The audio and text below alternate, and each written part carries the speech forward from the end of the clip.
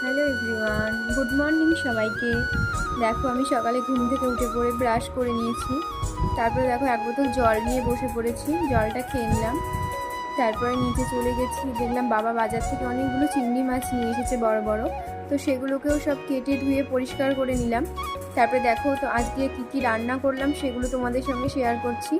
আজকের মেনু হয়েছে মোচার বড়া, ডাল, মাছের ঝাল, আর ওই যে মাছগুলো দেখালাম মানে চিংড়ি মাছগুলো, সেইগুলোই চিংড়ি মাছ দিয়ে মোচা দিয়ে তরকারি করেছিলাম। তো আজকের মেনু এইগুলোই। তারপর আমি ওপরে আমার ঘরে চলে গেছিলাম।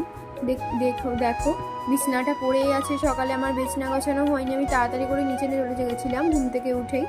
তো আমি বিছনাটা এখন পরিষ্কার করে নিলাম, মানে ঝেড়ে ঝুড়ে নিলাম। তারপরে স্নান টান সেরে নিচ্ছি, নিয়ে দেখো পুজোও করে নিলাম, তোমাদের সঙ্গে শেয়ার করছি।